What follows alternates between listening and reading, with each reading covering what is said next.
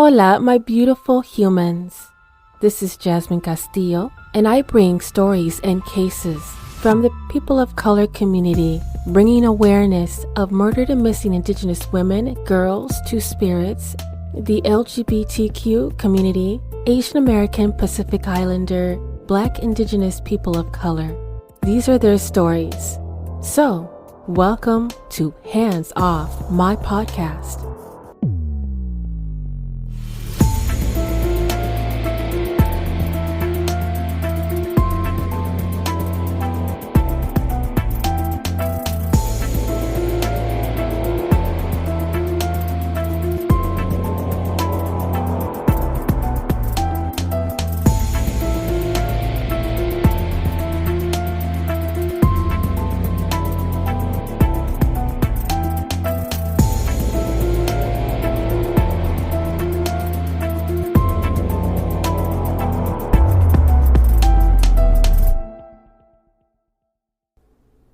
As you know, this month is BIPOC Mental Health Awareness Month, Black Indigenous people of color.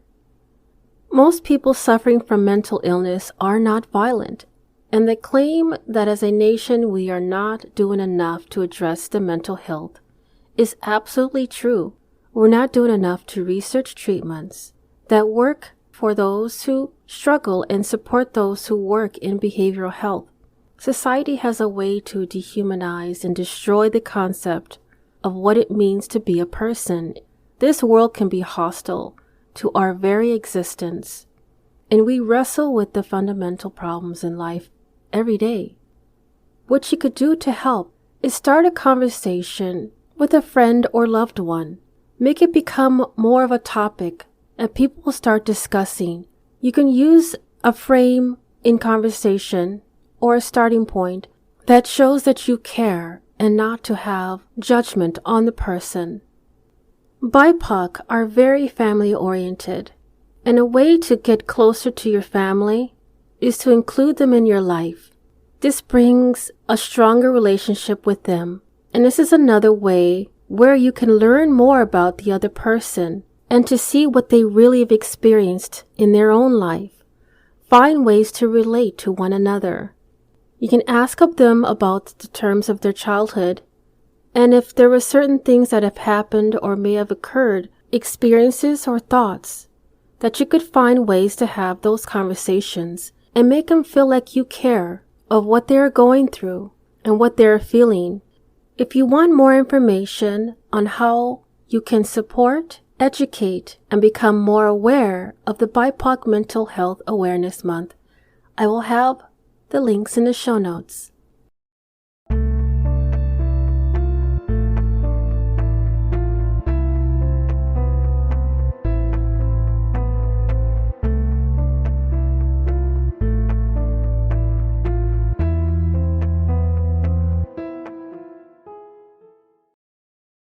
The Romero family lived in a one-story home in Loganville, Georgia, a Gwinnett County city of 10,000 people, about 35 miles east of Atlanta. This family had beautiful children: 2-year-old Axel, 4-year-old Dylan, 7-year-old Dakota, 9-year-old Diana, and 10-year-old Isabella, and husband and wife Maria and Martin. The Gwinnett County Police arrived to the home on Emory Lane, and as they parked their vehicles to the front of the home, there stood 2 SUVs with Illinois plates in the driveway. On a Thursday, July 6, 2017, this is the story of Romero family.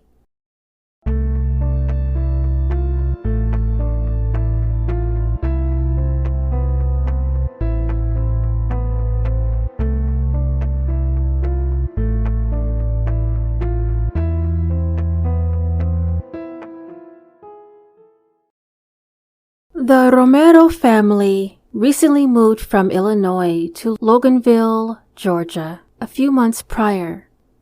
The children, Diana, Isabella, Dakota, Dylan, and Axel, enjoyed after-school programs and frequently came out to play on the street and in the park. The family was well liked in the neighborhood, and the children were happy and jumped into any other activities in the neighborhood. The family lived in a quiet community for about 3 or 4 months, according to neighbors. In the coming months of their arrival, neighbors said that Isabel had been severely depressed since the recent death of her father, who lived in Mexico. Family members and neighbors said Martinez had mental health issues, and the death of her father had fueled a deep depression. Maria Isabel Garduno-Martinez, 33, also referenced in news articles as Isabel Martinez. I will use Isabel Martinez or Martinez to reference her in this episode. Isabel was identified entering the U.S. from Mexico illegally, based on a U.S. Customs and Immigration Enforcement. It was unclear if the rest of her family came to the U.S. legally. From an article from 11 Alive, the family held barbecues and Martinez seemed like a happy person, but became a lot meaner and kept saying she kept seeing things. Neighbors said that she used to be calm, a happy person, and she invited them over to her house. The neighbor also added, quote, "Now, she's yelling at people. She's just very upset." From an AJC report, according to one of the local residents, Martinez and Romero had been heard arguing in their home before she came outside in tears. Others said Martinez had fallen into a deep depression because her father died in June. Around the 4th of July weekend, Martinez began to feel a devil-like spirit during a beach trip to Savannah with her family. She said that while they were at the beach, the waves attempted to take her and her children away, and she just wanted to save them. She said she couldn't explain the spirit, but said she was very frustrated. On Wednesday, July 5th, 2017, one of the little girls from the neighborhood usually played with the kids, and at that time, around 4 p.m., she knocked on the door, seeing the 2 SUVs parked in the driveway. But no one responded. By the following day, July 6, at 4:47 a.m., Isabel made a call to 911. She spoke in Spanish during her duration of this call. The first responders found her with a cut wrist, sitting among the 6 bodies of her family: 2-year-old Axel, 4-year-old Dylan, 7-year-old Dakota, 10-year-old Isabella, and their surviving victim, 9-year-old Diana. She was detained and charged that afternoon and was held without bond at the Gwinnett County Detention Center. Police began to tape the crime scene next to a playground set as they investigated this grisly scene, which they described as horrendous. One of the local residents identified to the news media he had often saw the family's children playing in the neighborhood, noting that they didn't look like they were in some kind of danger.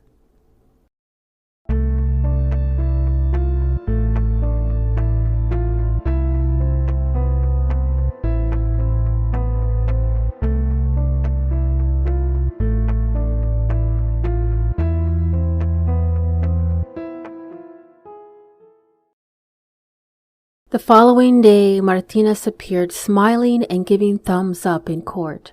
She was speaking through a Spanish-language interpreter that she didn't want an attorney, added that her attorney will always be the people and her faith. Video footage of the hearing, you could see her theatrically kneeling in front of the camera and gesturing for photographers. She told her caseworker that she tried to stop the friend, but he cut her on the wrist. After the attack, Martinez said she then placed the bodies in the same room so everyone can be together. Diana was the sole survivor of this tragic event. However, had to stay in the hospital for more than 3 weeks to recover from her injuries. Diana said her mother did not cry or scream during the attack on her family. Martin Romero woke up during the attack and pleaded with her, quote, "Please don't do this," end quote. Diana said that no one else but her family was in the home where her mother, husband, and children lived. Gwinnett County Public Information Officer Corporal Michelle Becerra was quoted, "What prompts a person to take the life of such innocent children and her spouse is something we may never understand. This is a horrendous crime not only for the victims, but for the extended family, neighborhood, and community. We are hoping and praying that the remaining victim survives her injuries and makes a full recovery," end quote. There were many relatives living in the area. One of Martin Romero's cousins told investigators that they heard Isabel saying she would bring her father back by any means possible and was waiting for a signal to do his will. She said she had promised her children to an evil force, and 4 days before the murder was telling her family she was going to put to sleep everyone in the house. Isabel told police that she went to a priest 2 weeks before the attack and told him there were bad people chasing her. The priest told her she was sick and it was all in her head. And at the crime scene, Bibles were placed on top of Martin and by the children, who were all left together on the same bed. The lone survivor, Diana, told investigators she saw her mother stab her sister, Dakota, and her brother, Martin Jr. Her mother told her that they were going to a religious clouds. Diana disturbingly describes how the first child she began stabbing, Axel, woke up, but she squeezed his nose shut and he suffocated. She also told that her sister Dakota woke up and said, "No, Mommy, no." She also suffocated her, as well as the rest of her children except for Diana. Isabel admitted killing her husband and children, according to a report, telling investigators, "Soy culpable de todos los cargos," and "Yo no soy inocente," which means, "I am guilty of all the charges," and "I am not innocent." The report also said that she wanted salvation for her whole family and to go to the other life, and she believed that she was correct. She did tell detectives that she loved her family with all her heart. And on the 911 call of the attack, she thought that her and her family were going to the heavens. During her interviews with detectives, they noticed that Isabel began to have trouble staying in the present mentally, and even one detective noted she displayed a distinct change in her mental clarity.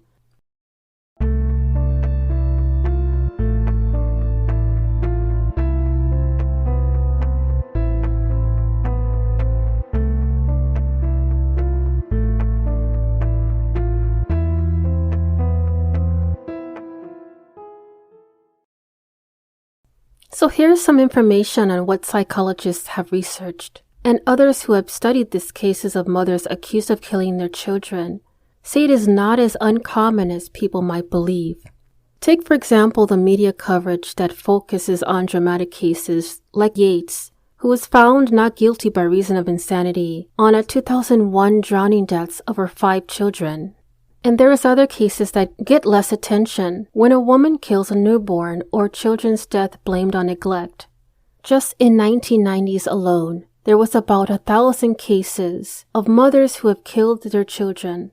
That amount is like 1 death every 3 days, and this is based on media reports at the time.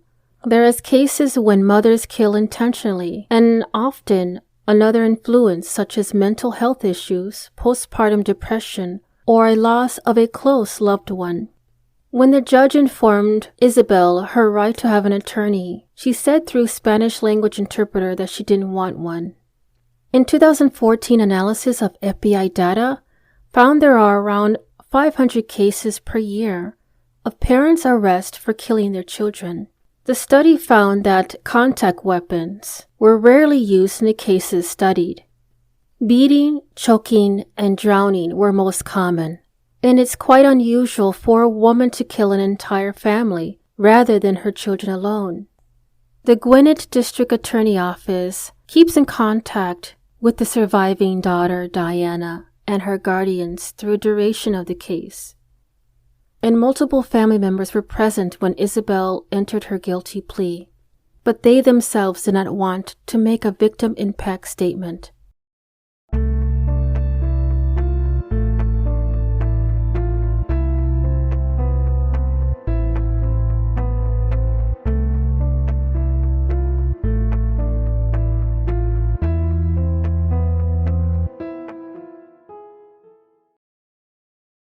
So, I have a few questions, like I usually do, or questions that have come up during the discussion of this story. Is this an immigration problem?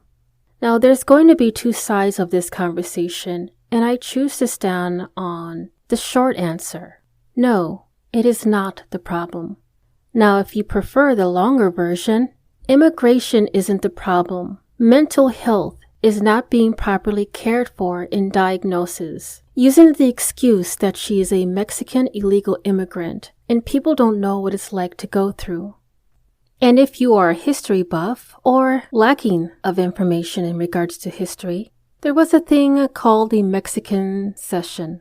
And yes, Mexico was a territory that included the states of California, Nevada, New Mexico, Utah, Arizona, Texas, parts of Colorado, and Wyoming. Before 1848, the Treaty of Guadalupe Hidalgo. So when someone says, go back to where you come from, don't be mad if I am camping in your backyard, because this is where I'm from.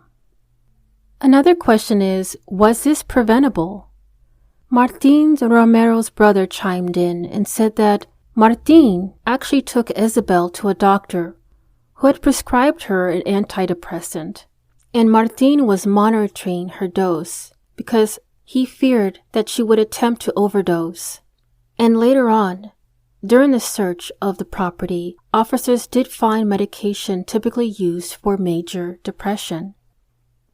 Another question is, what will happen to Diana? Sadly, it will probably bother her when she's older.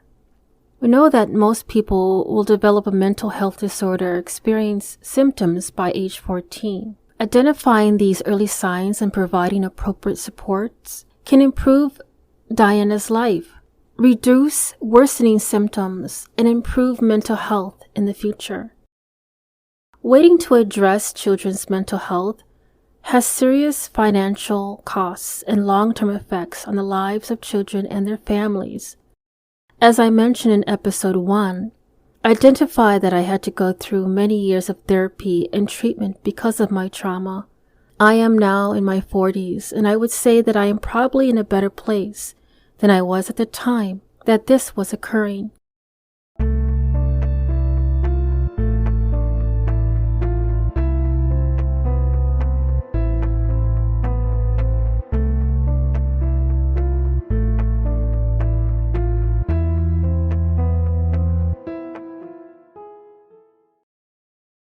So one of the last and final articles that I could find as an update was in April of 2019. 35-year-old Isabel Martinez pleaded guilty to 5 counts of murder and other charges. She was sentenced to 5 life sentences with the possibility of parole plus 21 years. The DA's office confirmed the decision not to seek the death penalty, which was identified to Channel 2 Action News. The decision was made due to Isabel's apparent mental health issues.